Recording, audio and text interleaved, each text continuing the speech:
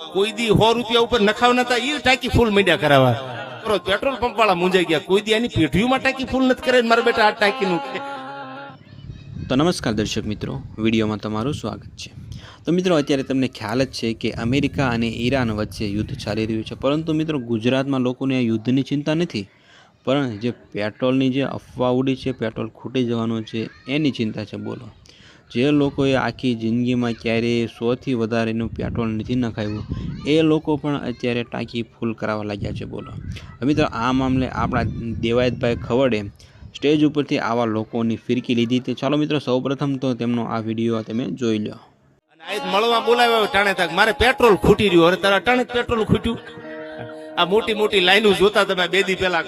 અફવા ઉડાડી કે પેટ્રોલ ડીઝલમાં બહુ તંગી આવવાની ઈરાન વાળાનું યુદ્ધ હાલે છે ને સામે સામે ઘમનસાણ બાટકો બોલ્યો છે ટાણે અમુક અમુક તો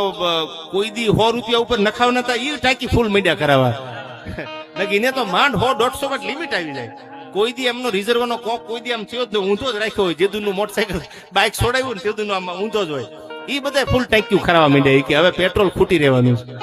આ બધું ઈરાન ને ઈરાક માંથી આવે છે આ બધું તેલ ને હવે યુદ્ધ એવડું મોટું હાલવાનું છે કે પેટ્રોલ ની તંગી આવવાની છે જે દોઢો ના પેટ્રોલ પુરાવતા એ મારા બેટા લાઈનમાં ઉભા રહી ગયા એ કે ટાંકી ફૂલ કરો પેટ્રોલ પંપ વાળા મુંજાઈ ગયા કોઈ દી એની પેઢીઓમાં ટાંકી ફૂલ નથી કરે મારા બેટા આ ટાંકીનું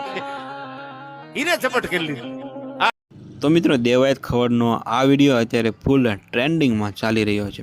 મિત્રો, સાચું કહેજો, તમારા મિત્રોમાં પણ કોઈ એવું હશે કે જેણે